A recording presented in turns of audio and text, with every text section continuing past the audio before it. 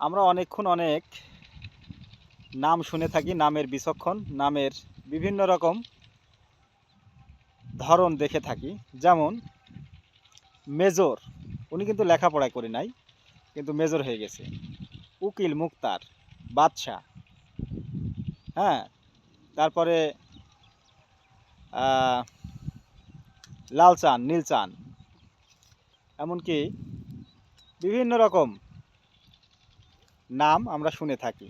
আসলে নামগুলো আমরা যখন রাখি কিংবা নামের বৈশিষ্ট্যগুলো না খুঁজে আমরা সে নাম পারফেক্ট করে থাকি, এগুলো বুঝতে হবে। যেমন একটা মানুষ, তার নাম উকিল, সে লেখাপড়া জানে না, কিন্তু তাকে উকিল বলে ডাকছে। একজন মানুষ মুক্তার, সেও লেখাপড়া জানে না, তার নাম কিন্তু মুক্তার।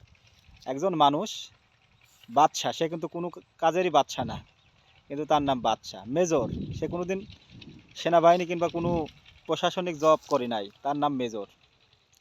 তো এই ধরনের নাম আমরা অনেক সময় শুনে থাকি, বলে থাকি।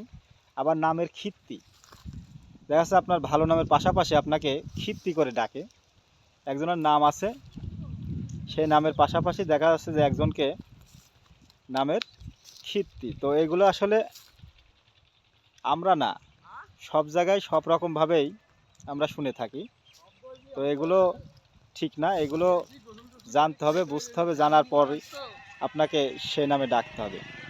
তো নাম যেহেতু আপনার আছে, অবশ্যই নামের ব্যাখ্যা আছে, নামের সুন্দরতা আছে, নামকে সুন্দরভাবে রাখতে হবে। তো ভিউয়ার্স, অবশ্যই কথাগুলো ভালো লাগলে চ্যানেলটি সাবস্ক্রাইব করবেন, বেল বাটনটা অন করে দেবেন। তবে হ্যাঁ, আমার এই কথাটা আপনি ফানি হিসাবে নেবেন, মজা হিসাবে নেবেন। কোনো মানুষের নামের সাথে মিলে গেলে সে হয়তো আমাকে গালিগালাজ করতে পারে কিংবা খারাপ কমেন্ট করতে পারে। আমি এগুলো আসলে বলতাম না, এগুলো আসলে সচরাচর দেখা যায়, তাই। থ্যাংক ইউ, ভালো থাকবেন।